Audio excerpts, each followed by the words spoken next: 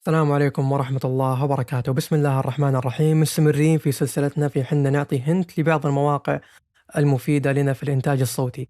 هذا موقع رائع جدا ومميز وسهل، والأجمل أنه هو مجاني كالعادة.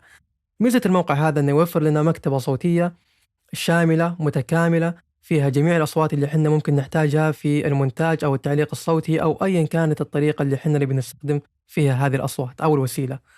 عموما الموقع جدًا بسيط وسهل، وواجهته برضه أسهل منها ما فيه. مجرد ما إنك تدخل الموقع اللي بتحصلون الرابط حقه في الديسكريبشن، تحصل فيه عدة مكتبات نازلة على عدة سنوات مختلفة. إحنا بنروح للسنة الأخيرة أو آخر شيء هم نزلوه. طبعًا مثل ما قلنا هو مجاني، ففي أكثر من طريقة لتحميل المكتبة، ولكن الطريقة الأسهل والمتعارف عليها إنك أنت تيجي هنا للرابط هذا، يعطيك رابط أو ملف تورنت. مجرد ما إنك يجيك ملف التورنت حجمه قليل، طبعًا الملف التورنت حجمه قليل لكن المكتبة نفسها ثقيلة. فمجرد ما إنك تضغط إنه أوكي تحميل، راح يجيك ملف التورنت مباشرة هنا، وتفتح التورنت وتحمله. أنا محمل المكتبة من قبل، طبعًا ياخذ وقت على حسب سرعة النت اللي موجودة عندك، ولكن هي هذه المكتبة. طيب كاملة عندي. مجرد ما إن هذه فتحناها الآن، نلاحظ إنه خلينا نشوف حجمها كيف.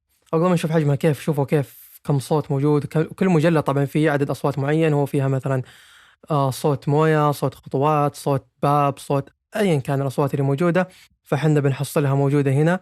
ممكن إن حنا نبحث عنها بشكل أسرع وتطلع لنا إياها. فالموقع صراحة جدًا مفيد وجدًا رائع، ويختصر علينا وقت في البحث.